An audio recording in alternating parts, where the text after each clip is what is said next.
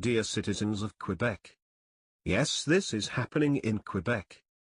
A desperate woman makes promise the return of her children by a social worker who uses the opportunity to ask for sexual favors to Madam. She gets pregnant and Fergus commits a suicide. Here is our protection of the youth. Some children are forced to sleep in basement without a bedroom close, while the children who belong to families welcome to have nice enclosed rooms. The DPJ sees no problems. And you? Does anyone at the Director of Youth Protection explain to me why this same woman who justifies having 2 children in a pimpa who is guilty, is asking for more money to take our children?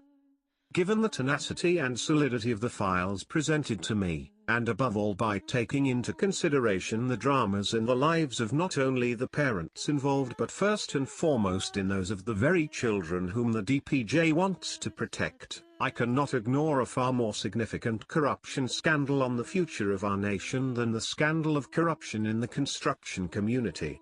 I also feel it is my duty to do so because at the point where these victims are daring to denounce the corrupt system that oppresses and destroys their lives, their own physical security is at stake, and therefore depends on the fact that truth breaks out as soon as possible in broad daylight. All the MPs and journalists, and there are many of them, to whom this information has been sent, have at least found themselves complicit in these crimes against children and the future of Quebec by their silence.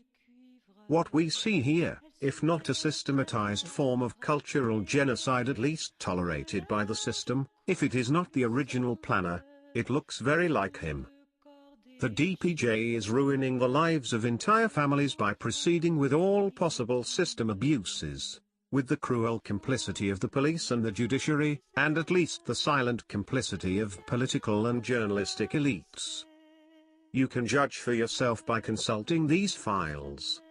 Enough is enough. What about the executioner Angus Malnfant found guilty of having martyred for years the boys placed at his home by the DPJ, who had however withdrawn his license to him twice? Sonia Blanchette, who drowned her 3 children who had been entrusted to the DPJ? From this Quebec worker who sent pieces of dead animals to her colleagues to put the blame on a mother so she could not see her children? Girls left in a foster family in Trois-Rivières for 8 years despite reports and evidence of sexual abuse? Of the case Levteha? Shayfire? Despite this, the DIP remains a state in the state of a culture of silence that goes far beyond the protection of personal information. Collusion, corruption, is serious. But never as serious as the life and safety of a single child. We will have to come to a public inquiry. One day, a big scandal will impose it. But how many children will die or be marked for life before a government demonstrates the courage to see it?